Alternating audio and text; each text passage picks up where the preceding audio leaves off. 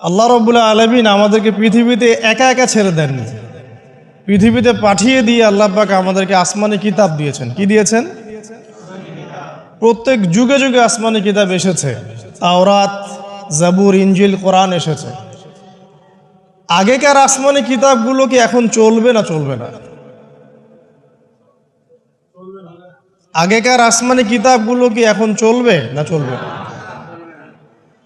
যখন থেকে নবী মুহাম্মদ সাল্লাল্লাহু আলাইহি ওয়াসাল্লাম নবী হয়েছেন এবং তার উপরে কোরআন নাজিল হয়েছে, এখান থেকে নিয়ে কিয়ামত পর্যন্ত অন্য কোনো আসমানি কিতাব কেউ মানলে কি চলবে না চলবে না? এ বিষয়ে নবী সাল্লাল্লাহু আলাইহি ওয়াসাল্লামের একটা হাদিস বলি, তারপর সামনে যাই। একদিন নবী সাল্লাল্লাহু আলাইহি ওয়াসাল্লামের সামনে ওমর রাদিয়াল্লাহু আনহু বসে আছেন। কে বসে আছেন? ওমর রাদিয়াল্লাহু আনহু নাম তো জানেন, ইসলামের দ্বিতীয় খলিফা। নবীজিকে বলছেন যে তাওরাতে কিছু সুন্দর কথা আছে ইয়া রাসূলুল্লাহ। এই কথা বা এই স্টেটমেন্ট শোনার সাথে সাথে নবী সাল্লাল্লাহু আলাইহি ওয়াসাল্লামের চোখ মুখ রাগে লাল হয়ে গেল। হাদিসটা মিশকাতে আছে। রাগে লাল হয়ে নবী সাল্লাল্লাহু আলাইহি ওয়াসাল্লাম বলছেন যে ইয়া ওমর, হে ওমর, তুমি আমার সামনে তাওরাত পড়ছো? জেনে রাখো, লাউ কানা মূসা হাইয়ান, যদি মূসা আলাইহিস সালাম এখন জীবিত থাকতো। তাওরাত কার উপর নাজিল হয়েছে? মূসা। তাওরাত পড়ছো আমার সামনে, তাওরাত যার উপর নাজিল হয়েছে সেই মূসা আলাইহিস সালাম যদি জীবিত থাকতো এখন, ফাত্তাবা'তুমুহু, আর তোমরা আমাকে বাদ দিয়ে তার অনুসরণ করতে, ওয়া তারাকতুমুনি, আমাকে ছেড়ে দিতে, লা দালালতুম আন সাওয়াইস সাবিল, তাহলে তোমরা অবশ্যই পথভ্রষ্ট হয়ে যেতে। তাওরাত পড়ছো, এখন যদি মূসা আলাইহিস সালামও জীবিত থাকতো আর তোমরা আমাকে বাদ দিয়ে নবী মূসার অনুসরণ করা শুরু করতে, তোমরা অবশ্যই জাহান্নামী হয়ে যেতে। লাউ কানা মূসা হাইয়ান, যদি মূসাও জীবিত থাকতো এখন, আবার যদি জীবিত করা হয় আলাইহিস সালাম, লাত্তাবা'নি, অবশ্যই তাকে আমার অনুসরণ করতে হবে। কথা কি বুঝতে পারছেন? এই কারণে শেষ জামানা যখন ঈসা ইবনে মারইয়াম আসবেন, তিনি নতুন কোনো শরীয়ত নিয়ে আসবেন না। কি নিয়ে আসবেন? তিনি মুহাম্মদ সাল্লাল্লাহু আলাইহি ওয়াসাল্লামের অনুকরণ রূপেই পৃথিবীতে আসবেন ইনশাআল্লাহ। তো আল্লাহ পাক আমাদেরকে দিয়েছেন আল কোরআন, এবং কোরআন এর ব্যাখ্যা হচ্ছে হাদিস। নবী সাল্লাল্লাহু আলাইহি ওয়াসাল্লাম বিদায় হজের ভাষণে বলেছেন, এই হাদিসটা খুব ভালো করে মনে রাখবেন। তিনি বলেছেন যে তারাকতু ফিকুম আমরাইন, আমি তোমাদের মাঝে মাত্র দুটা বস্তু ছেড়ে যাচ্ছি। কয়টা বস্তু? দুটা বস্তু। লান তাদিল্লু মা তামাসসাকতুম বিহিমা, তোমরা কোশ্চিনকালেও পথভ্রষ্ট হবে না যতদিন পর্যন্ত এই দুটাকে আঁকড়ে ধরে থাকবে। ঠিক আছে? তোমরা কোশ্চিনকালেও পথভ্রষ্ট হবে না যতদিন পর্যন্ত এই দুটাকে তোমরা শক্ত করে আঁকড়ে ধরে থাকবে। অন্য হাদিসে আছে দাঁতের মাড়ি দিয়ে কামড়ে থাকবে। আপনি সামনের দাঁত দিয়ে কিছু কামড়াতে গেলে কিন্তু টান দিলে ছিঁড়ে যাবে, যাবে না? দাঁতের মাড়ি দিয়ে যদি শক্ত করে ধরেন, এত সহজে কিন্তু টান দিলে ছিঁড়বে না। এই জন্য নবীজি বলছেন সাল্লাল্লাহু আলাইহি ওয়াসাল্লাম, দাঁতের মাড়ি দিয়ে কামড়ে ধরে থাকবে কোরআন এবং সুন্নাহকে। সেই দুটো বস্তু কি? নবী সাল্লাল্লাহু আলাইহি ওয়াসাল্লাম বলছেন, একটা হচ্ছে কিতাব আল্লাহ, আল্লাহ পাকের কিতাব মানে কি? আল কোরআন। ওয়া সুন্নতি নবীহি, মানে নবীর সুন্নাত, অর্থাৎ হাদিসগুলো। কোরআন এবং সুন্নাহ মিলে ইসলাম। এই ইসলামটাই হচ্ছে আল্লাহ রাব্বুল আলামিনের মনোনীত সর্বশেষ দিন, সর্বশেষ টেস্টিমেন্ট। মানে আদম আলাইহিস সালামও তো মুসলিম ছিলেন, নূহ আলাইহিস সালামও মুসলিম ছিলেন, ঈসা আলাইহিস সালাম, মূসা আলাইহিস সালাম, ইব্রাহিম আলাইহিস সালাম, এই যে লক্ষ লক্ষ নবী রাসূল, তারা মুসলিম ছিলেন না? সবাই মুসলিম ছিলেন, কিন্তু সর্বশেষ যে বিধিবিধানগুলো আল্লাহর পক্ষ থেকে এসেছে সেটা কি? কোরআন এবং সুন্নাহ এবং ইসলামের এই নতুন রূপটা, সর্বস্বীকৃত সর্বনতুন যে রূপটা, এটা কিয়ামত পর্যন্ত থাকবে ইনশাআল্লাহ। তো ইসলাম চির প্রাচীন এবং চির নতুন, চির আধুনিক। আমরা কি বুঝাতে পারছি? এখন এই ইসলামটা কি পরিবর্তনযোগ্য? উত্তর না, আল্লাহ পাক সূরা মাইদা 3 নম্বর আয়াতে বলছেন, আল ইয়াউমা আকমালতু লাকুম দীনাকুম ওয়া আতমামতু আলাইকুম নি'মাতি ওয়া রাদিতু লাকুমুল ইসলাম দীনান। আল্লাহ পাক বলছেন, আজকে আমি তোমাদের উপরে দ্বীন ইসলামকে পরিপূর্ণ করে দিলাম। পরিপূর্ণ করে দেওয়ার অর্থ হচ্ছে এখানে সংযোজন বিয়োজনের কোনো সুযোগ নাই। কেউ যদি বলে 5 ওয়াক্ত নামাজের জায়গায় 6 ওয়াক্ত বানাই দিব আমরা, ঠিক আছে, সুযোগ আছে? সুযোগ নাই। জাকাতের বিধানটা খুব কঠিন মনে হয়, জাকাতের নিসাবটা একটু কমাই দিব, পারবে? ইসলামের চুল পরিমাণ কিছু ঢোকানোর বের করার কোনো সুযোগ নাই। কেন নাই? কারণ আল্লাহ পাক এই দিনটাকে পরিপূর্ণ করে দিয়েছে। আল ইয়াউমা আকমালতু লাকুম দীনাকুম, দিনটাকে কামেল করেছি। কামেল মানে কামেল পাস মানে কি?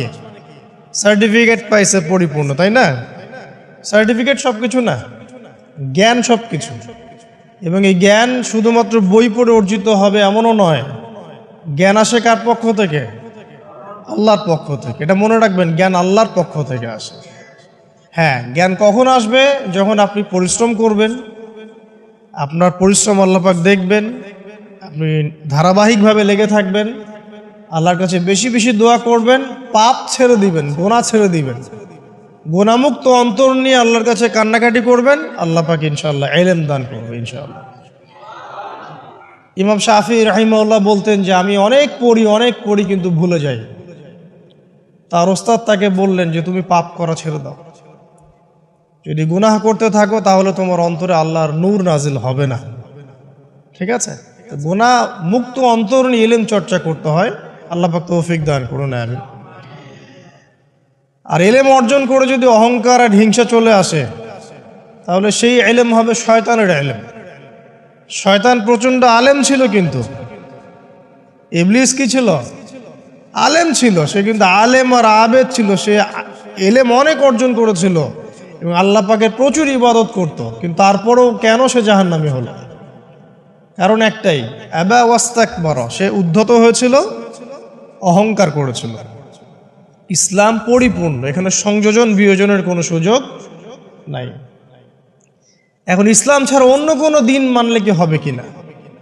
আল্লাহ পাক সূরা আলী ইমরানের মধ্যেই বলছেন, ওয়ামান ইয়াবতাগি গায়রাল ইসলামি দীনান ফালা ইউকবালা মিনহু। কেউ যদি ইসলাম ছাড়া, এই পরিপূর্ণ দিনটা ছাড়া অন্য কোনো জীবন ব্যবস্থা তালাশ করে, তার পক্ষ থেকে কশ্চিন কালেও কোনো আমল কবুল করা হবে না। এটা কার কথা? আল্লাহর কথা। একটা জায়গায় আমি ফোকাস করি যে দিন পালন করতে গিয়ে সবচেয়ে বড় চ্যালেঞ্জটা হচ্ছে, সেটা হচ্ছে আল্লাহকে পাওয়া। কি করা? যে আল্লাহর কাছ থেকে আমরা এসেছি, সেই আল্লাহকে দুনিয়াতে এবং আখিরাতে পাওয়া, এটাই চ্যালেঞ্জ। আল্লাহকে যে ব্যক্তি পেয়েছে সে দুনিয়ার সব পেয়ে গেছে। আল্লাহকে যে পায় নাই সে আসলে কিছুই পায় নাই, ইহকাল পরকালের কিছুই পায়নি। এখন আমরা আল্লাহকে পাবো কিভাবে? এটা বড় প্রশ্ন না? যে আল্লাহর কাছ থেকে, যে জান্নাত থেকে আমরা পৃথিবীতে চলে আসলাম, সেই জান্নাতে যেতে হলে তো আমাকে আল্লাহকে পেতে হবে। আল্লাহকে পেতে হলে আমার কি কি করণীয়? খুব শর্ট করে আমি কয়েকটা পয়েন্টস আপনাদেরকে শেয়ার করছি। 1 নাম্বার, আল্লাহকে পেতে হলে অবশ্যই তার নবী মুহাম্মদ সাল্লাল্লাহু আলাইহি ওয়াসাল্লামকে অনুসরণ করতে হবে। এছাড়া আল্লাহকে পাওয়ার দ্বিতীয় কোনো পথ নাই। আল্লাহকে পেতে হলে অবশ্যই তার নবী মুহাম্মদ সাল্লাল্লাহু আলাইহি ওয়াসাল্লামের আদর্শগুলো জীবনের প্রতিটা ক্ষেত্রে বাস্তবায়ন করতে হবে। চলাফেরা, ওঠা বসা, খাওয়া দাওয়া, ইস্তেঞ্জা করা, মুআমালাত, ব্যবসা বাণিজ্য, অর্থনীতি, সমাজ, রাষ্ট্র, সব ক্ষেত্রে আপনাকে মুহাম্মদ সাল্লাল্লাহু আলাইহি ওয়াসাল্লামের তরিকা, আদর্শটাকে ফলো করতে হবে। তাহলে আপনি আল্লাহকে পাবেন ইনশাআল্লাহ। যে ব্যক্তি আল্লাহকে পেয়েছে সে দুনিয়াও পেয়েছে, আখিরাতও পেয়েছে। যে আল্লাহকে পায় নাই, দুনিয়াও বরবাদ, আখিরাতও বরবাদ। 1 নাম্বার তাহলে কি কাজ? আল্লাহ পাকের সর্বশেষ নবী মুহাম্মদ সাল্লাল্লাহু আলাইহি ওয়াসাল্লামকে অনুসরণ করা, তার আদর্শ মেনে চলা, 1 নাম্বার। 2 নাম্বার হচ্ছে 5 ওয়াক্ত নামাজ। আল্লাহকে পেতে হলে নামাজ লাগবে। নামাজ নাই, আল্লাহ নাই। ওয়াস্তাঈনু বিস-সাবরি ওয়াস-সালাত, তোমরা সবর এবং সালাতের মধ্য দিয়ে আল্লাহর সাহায্য প্রার্থনা করো। আমরা এই জন্য নামাজে বলি ইয়াকা না'বুদু ওয়া ইয়াকা নাস্তাঈন, আমরা শুধু আপনারই ইবাদত করি এবং আপনার কাছেই সাহায্য প্রার্থনা করি। তো আল্লাহকে পেতে হলে নামাজের কোনো বিকল্প নাই। যে ব্যক্তি নামাজ পড়ে না, আল্লাহর সাথে তার কোনো সম্পর্ক নেই, নো কানেকশন। আপনি যে কোনো কিছু চাচ্ছেন, সেজদায় পড়ে আল্লাহর সামনে আত্মসমর্পণ করেই চাইতে হবে। ওয়াসজুদ ওয়াক্তারিব, আল্লাহ পাক কি বলেছেন? সেজদা করো, নিকটবর্তী হও।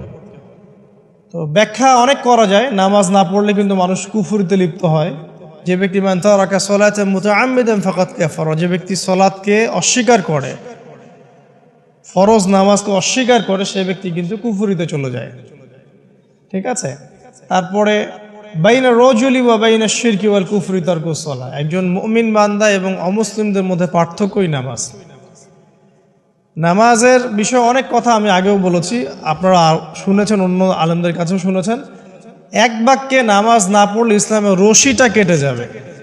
মুআয বিন জাবালকে নবী সাল্লাল্লাহু আলাইহি ওয়াসাল্লাম বলেছেন যে যদি মান তারাকা সালাতান মুতাআম্মিদান, কেউ যদি সালাতকে ইচ্ছা করে ছেড়ে দেয়, ফাকাদ বারিআত মিন জিম্মাতিল্লাহ, সে ব্যক্তি আল্লাহর জিম্মেদারি থেকে মুক্ত হয়ে যাবে।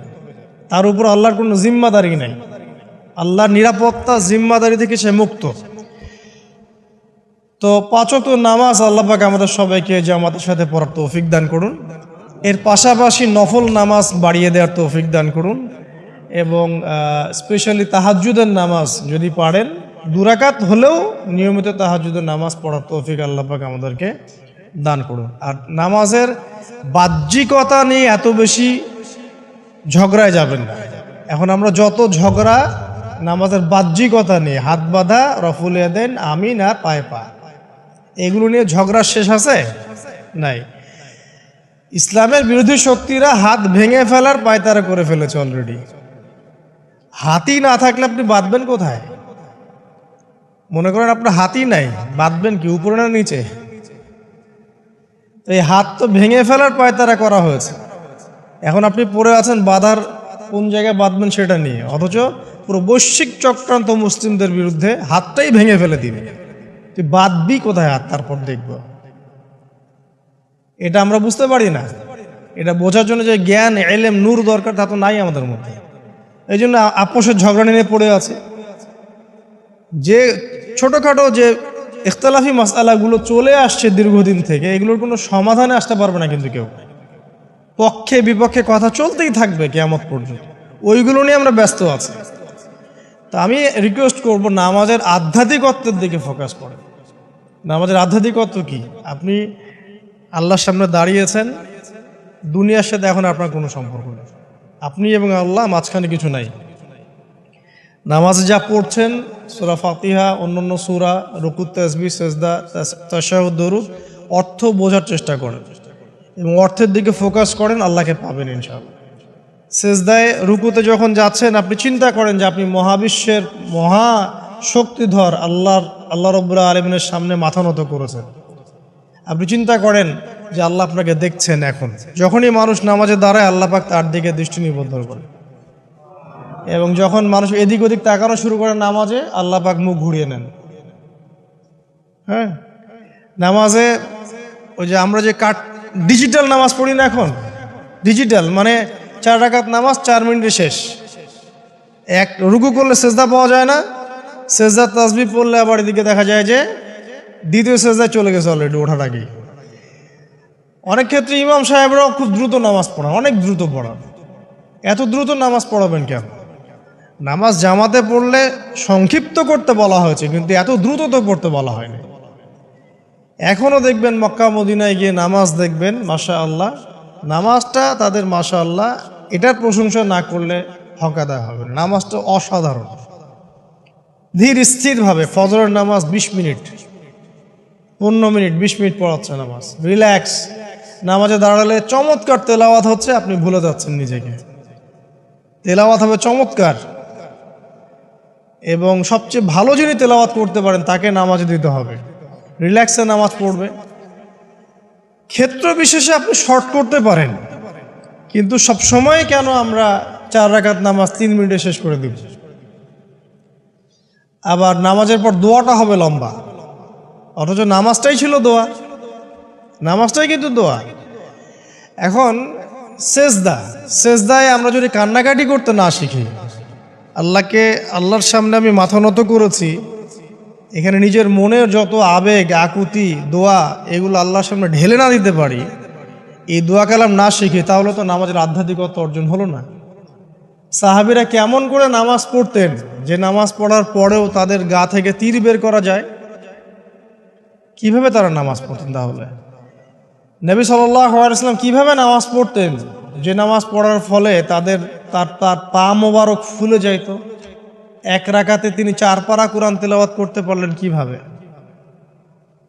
তো তাদের নামাজ আর আমাদের নামাজ, আল্লাহ রাব্বুল আলামিন তার রাসূলের মাধ্যমে একটা হাদিসে জানিয়েছেন যে এমনও অনেক নামাজি আছে, নাউযুবিল্লাহ, আল্লাহ পাক আমাদেরকে তাদের অন্তর্ভুক্ত না করুন, যে নামাজ পড়ার পরে আল্লাহ রাব্বুল আলামিন এই নামাজটাকে ওই নামাজের মুখের উপর নিক্ষেপ করে দেয়, তোমার নামাজের আমার কোনো দরকার নেই। আল্লাহ পাক আমাদেরকে হেফাজত করুন। ধীর স্থিরভাবে পড়েন, রিল্যাক্সে, তাড়াহুড়ার কিচ্ছু নাই। ওমা খালাকতুল জিন্না ওয়াল ইনসা ইল্লা লিয়াবুদুন, শুধুমাত্র আল্লাহর ইবাদত করার জন্যই তো পৃথিবীতে এসেছি। হোক না দোকানটা 5টা মিনিট পরে খুললে কি হবে? হ্যাঁ, জমিতে যান, জমিতে আধা ঘন্টা পরে গেলে কি হবে? যে আল্লাহ পাক আপনাকে বাঁচিয়ে রাখতে পারেন, সে আল্লাহ পাক আল্লাহর পথে সময় দিলে আপনাকে অফুরন্ত রিজিকও তো দিতে পারেন না? আপনি আল্লাহর হয়ে যান, বাকি সব আল্লাহ আপনার দায়িত্ব নিয়ে নেবেন ইনশাআল্লাহ। আপনি নিজে আল্লাহর হয়ে যান, আপনার সব কিছু দায়িত্ব কে নিয়ে নেবে? আল্লাহ নিয়ে নেবে। আল্লাহ পাক আমাদেরকে ধীর স্থিরভাবে আধ্যাত্মিকত্ব অর্জন করে নামাজ পড়ার তৌফিক দান করুন, আমিন। তো দেখুন, আল্লাহকে পাওয়ার সবচেয়ে সেরা মাধ্যম কি? নামাজ। তার আগে বলেছি নবী সাল্লাল্লাহু আলাইহি ওয়াসাল্লামের অনুসরণ। আল্লাহকে পাওয়ার তৃতীয় একটা মাধ্যম বলে দিই আমি, সওম বা রোজা রাখা। অল্প সময় ঘুরিয়ে নিচ্ছি, সওম বা রোজা রাখা। রোজা কেন আল্লাহকে পাওয়ার মাধ্যম জানেন? কারণ রোজা রাখা অবস্থায় আমরা কিন্তু গোপনে পানাহার করি না, করি? আমরা রোজা রেখেছি, গোপনে কিন্তু পানি খেতে পারি, কেউ দেখবে না। গোসল করছেন, আপনি পানি খেতে পারেন, কেউ দেখবে না। লুকিয়ে লুকিয়ে আপনি কিন্তু খাবার খেতে পারেন, কেউ দেখবে না, বাসায় কেউ নাই দেখার, কিন্তু আপনি খান না। আপনি সবর করেন, সহ্য করেন, একদম সূর্যাস্তের সময় গিয়ে আপনি ইফতার করেন। এই যে কাজটা আপনি কেন করেন? কারণ আপনি ফিল করেন যে আল্লাহ আপনাকে দেখছেন। কেউ আপনাকে দেখুক না দেখুক, আল্লাহ আপনাকে দেখছেন। এটাই হচ্ছে ইহসান, এটাই হচ্ছে আল্লাহ পাকের মারেফতকে উপলব্ধি করা। আল্লাহ রাসূল সাল্লাল্লাহু আলাইহি ওয়াসাল্লাম বলেছেন, ইহসান হচ্ছে আন তা'বুদাল্লাহা কাআন্নাকা তারা, তুমি এমনভাবে আল্লাহর ইবাদত করবে যেন তুমি আল্লাহকে দেখছো। ওয়া ইল্লাম তাকুন তারাহু ফাইন্নাহু ইয়ারাক, তুমি আল্লাহকে দেখতে না পারলেও বিশ্বাস করবে আল্লাহ তোমাকে দেখছেন। এটা রোজা রাখলে উপলব্ধি হয় না যে আল্লাহ আমাকে দেখছেন? এটা হচ্ছে আল্লাহকে পাওয়ার মাধ্যম। এই জন্য রমাজানের রোজা অবশ্যই রাখবো ইনশাআল্লাহ। পাশাপাশি এই যে সোমবার, বৃহস্পতিবার, বা এই যে মাসের 3 দিন আইয়ামে বীজের সওম আছে, 13, 14, 15, আরাফার সওম, আশুরার সওম বা নফল সওম, এগুলো রাখার অভ্যাস করলে আল্লাহকে পাওয়া যাবে ইনশাআল্লাহ তাআলা। আল্লাহ পাক আমাদেরকে বেশি বেশি সওম রাখার তৌফিক দান করুন, এবং আমাকে আপনাদের সবাইকে বিগত জীবনে আমরা যারা বিভিন্ন সময় সওম রাখি নাই বা রাখতে পারি নাই, বা বিভিন্ন সালাত পড়তে পারি নাই, এগুলোকে হিসেব করে আদায় করার তৌফিক আল্লাহ পাক দান করুন, আমিন। 4 নম্বর একটা মাধ্যম বলে দিই আল্লাহকে পাওয়ার, সেটা হলো তিলাওয়াতে কোরআন। কোরআন তেলাওয়াত যে যত বেশি করবে, অর্থ উপলব্ধি করে পড়বে, সে আল্লাহ পাককে চাক্ষুষ পাবে ইনশাআল্লাহ। মানে আল্লাহ রাব্বুল আলামিন একটা চিঠি দিয়েছেন, মনে করেন আপনাকে, আপনার একজন কথার কথা এক্সাম্পল দিচ্ছি, যে আপনার কোনো একজন বন্ধু আছে অনেক দূরের কোনো দেশে, তা আপনি তাকে দেখেনও নাই, আপনি তাকে চিনেনও, মানে আপনি তার চেহারা দেখেন নাই, তাকে চিনেন না, তার সাথে যোগাযোগের মাধ্যম হচ্ছে আপনার চিঠি বা মেসেজ, ঠিক আছে? এখন সে আপনাকে কিছু মেসেজ পাঠালো, এই মেসেজের মধ্যে সে কিছু ইনস্ট্রাকশন দিয়েছে যে এইগুলো করতে হবে, এগুলো করতে হবে, বা আপনার প্রতি ভালোবাসার ইজহার করছে। কারণ এই মেসেজটা যদি আপনি পড়তে পারেন, তাহলে আপনি আপনার বন্ধুর সাথে একটা কানেকশন তৈরি করলেন না? বুঝতে পারছি না? আচ্ছা, এখন সমস্যা হচ্ছে কি, আমরা ওই মেসেজটা পড়তেই পারি না। আমরা তো কোরআনটা পড়তেই জানি না, তাহলে মেসেজটা পাবো কিভাবে? আর যারা পড়তে জানি সেই ভাষাটা বুঝি না। এখন ওই বন্ধু মনে করেন চিঠি লিখেছে বাংলা ভাষায়, আর আপনি বাংলা পড়তে জানেন না, তাহলে কি পারবেন উপলব্ধি করতে তার মনের ভাব, সেই বন্ধুর আবেগ, ভালোবাসা, প্রেম আপনি কি উপলব্ধি করতে পারবেন? লিখেছে সে উর্দু দিয়ে বা ইংরেজিতে, আপনি ইংরেজি বোঝেন না, ইংরেজি লিখতে পারেন না, তাহলে কি আপনি তার চিঠি বুঝতে পারবেন? এখন আমরা যেহেতু আরবি বুঝি না, এই কারণে কোরআনের মধ্যে কি বলেছেন আল্লাহ রাব্বুল আলামিন আমরা উপলব্ধি করতে পারছি। আমি কি বুঝাতে পারছি? তো কোরআন শুধুমাত্র তিলাওয়াত করা যথেষ্ট নয়। তিলাওয়াত করলে আপনি প্রত্যেক হরফে 10 নেকি পাবেন, কোনো সমস্যা নাই, কিন্তু ওই মেসেজটাকে উপলব্ধি করতে হলে আপনার অর্থটা জানতে হবে। অর্থ জানলে পরে আপনি দেখবেন আল্লাহকে আপনি চাক্ষুষ সামনে পাচ্ছেন ইনশাআল্লাহ। আপনি হতাশ হয়েছেন, হতাশা দূর করার জন্য সূরা আছে কোরআন। বিপদে পড়েছেন, বিপদ দূর করার সূরা আছে কোরআন। আপনার রিজিকের সমস্যা কাটানোর সূরা কোরআনে আছে। কোনো হাজতের প্রয়োজন, সূরা ইয়াসিন, হাজতের সূরা চলে আসে। অসুস্থ হয়েছেন, শেফার সূরা কোরআনে আছে। বা কাউকে জিন টোনা করা হয়েছে, বানটোনা করা হয়েছে, ওর শেফাও কোরআনে আছে। এমন কোনো বিষয় নাই যেটা আল্লাহ রাব্বুল আলামিন কোরআনের মধ্যে নাজিল করেন নাই। ব্যবসা করতে চান, কোরআন কথা বলবে, ঠিক আছে? আপনি সামাজিক বিষয়ে ডিল করতে চান, সূরা হুজুরাত কথা বলবে। আপনি ইতিহাস ভালোবাসেন, কোরআনে ইতিহাস দিয়ে ভর্তি করা আছে। আপনি কাব্য ভালোবাসেন, কবিতা পড়তে ভালোবাসেন, কোরআনের মধ্যে কবিতা দিয়েও ভর্তি আছে। আর রহমান আল্লামাল কোরআন খালাকাল ইনসান, এখানে ছন্দ আছে না? প্রত্যেকটা ছন্দ। ওয়ান নাজমি ইযা হাওয়া মা দাল্লা সাহিবুকুম ওয়া মা গাওয়া ওয়া মা ইয়ানতিকু আনিল হাওয়া, ছন্দ আছে না? আপনি উপন্যাস ভালোবাসেন, কোরআনে অনেক উপন্যাস আছে। যা চান তাই পাবেন কোরআনে। এক কথায় আপনি আল্লাহকে পাবেন কোরআনের মধ্য দিয়ে। কোরআনের সাথে যার সম্পর্ক যত বেশি, আল্লাহর মারেফত সে তত বেশি পাবে ইনশাআল্লাহ আজ্জা ওয়া জাল। 4টা বলেছি না? 5 নাম্বার হচ্ছে হজ উমরা করা। হজ উমরা আল্লাহ পাক আমাদের সবাইকে বেশি বেশি করার তৌফিক দেখ। মানে হজ এবং উমরা এমন কিছু কাজ আছে যে কাজগুলো সরাসরি আপনার সাথে আল্লাহ পাকে কানেকশন করাবে। আরাফার মাঠে যাবেন, ওই মাঠে কি কিয়ামত হবে না? আল্লাহকে চিনতে পারবেন এখানেই। তারপরে যে সাই করেন না, সাফা মারওয়া সাই করে, ওখানে গেলে আপনি বুঝতে পারবেন যে কিভাবে ইসমাইল আলাইহিস সালামকে পানি দেওয়ার জন্য তার মা হাজারা এখানে দৌড়াদৌড়ি করেছে। বাইতুল্লাহ দেখবেন, আপনি চিনবেন যে আল্লাহর তাওহীদ কি জিনিস। চোখে দেখার সাথে সাথে আপনার ভিতরে এমন একটা ফিলিংস আসবে যেটা ভাষায় প্রকাশ করা যাবে না। চোখে দেখার সাথে সাথেই এমন একটা ফিলিংস আসবে, আপনাকে আমি এটা ভাষায় প্রকাশ করে বোঝাতে পারবো না। আপনি জানবেন ইব্রাহিম আলাইহিস সালাম এবং তার ছেলে ইসমাইল আলাইহিস সালাম বাপ বেটা মিলে রাজমিস্ত্রির কাজ করেছে। এটা আপনি জামজাম কূপ দেখবেন, পানি পান করবেন, আল্লাহকে চিনতে পারবেন যে এই কূপ তো অলৌকিক। এই কূপের মতো কূপ নাই পৃথিবীতে, এর পানি কখনো শেষ হয় না, এবং এই পানি খেয়ে মানুষ বেঁচে থাকতে পারে, খাবারের দরকার হবে না। দীর্ঘদিন পর্যন্ত এই পানি খেয়ে মানুষ বেঁচে থাকতে পারবে, খাবারের প্রয়োজন হয় না। তো এই পানির মধ্যে এমন কিছু উপাদান আছে যেটা মানুষের শরীরের রোগগুলোকে শেফা দিয়ে দিবে ইনশাআল্লাহ তাআলা আল্লাহর হুকুমে।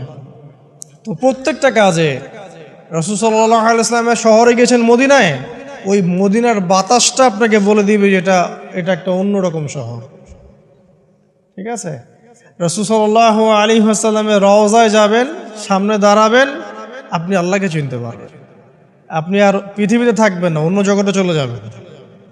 ওই যে বাকিউল গারকাত আছে, সাহাবীদের কবরস্থান জান্নাতুল বাকি, ওখানে ঢুকবেন, আপনার কাছে মনে হবে যে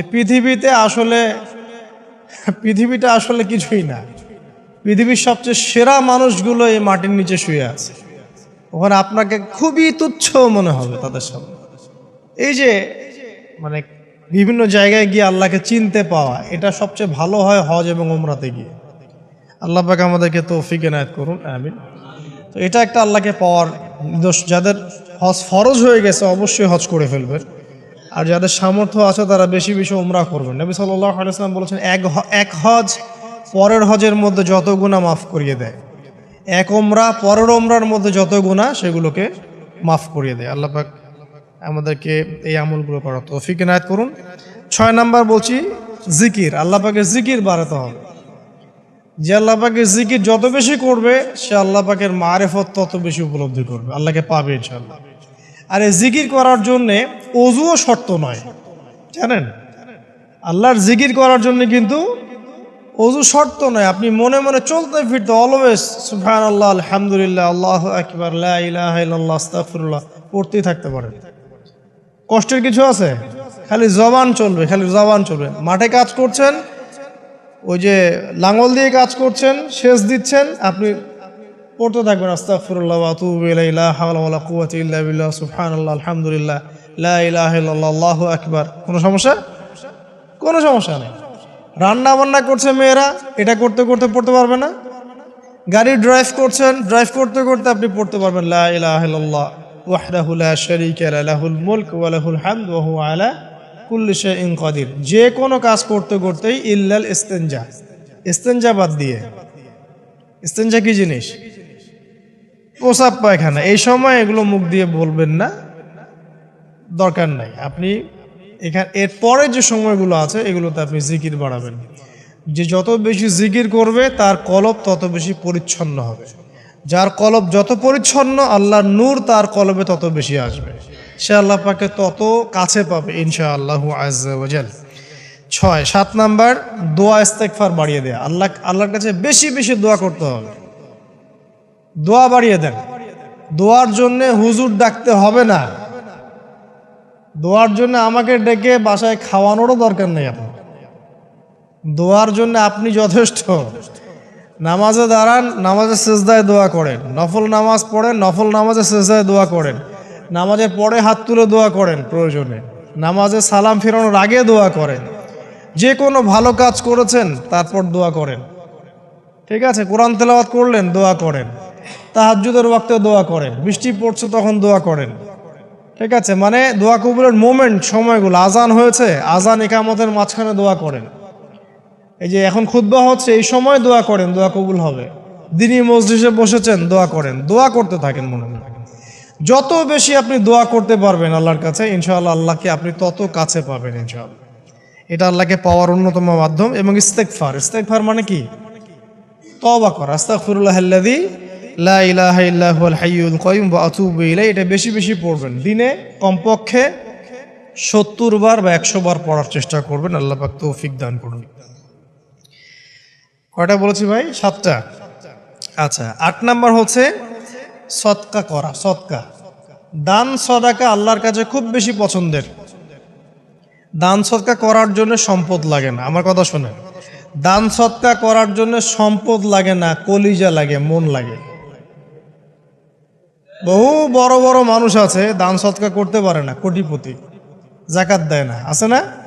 আর বহু গরিব মানুষ ভ্যান চালায়, কৃষিকাজ করে, দেখবেন 100 টাকা দান করে দিল। মন থাকতে হয়, মন, কলিজা বড় থাকতে হয়। তো যাদের কলিজা বড়, মন বড়, তারা দান সদকা করতে পারবে ইনশাআল্লাহ। আর যার মন বড় সেখানেই তো আল্লাহর নূর আসবে। সংক্ষিপ্ত মনে কি, সংকীর্ণ মনে আল্লাহর নূর কোত্থেকে আসবে? কথা বুঝতে পারে নাই?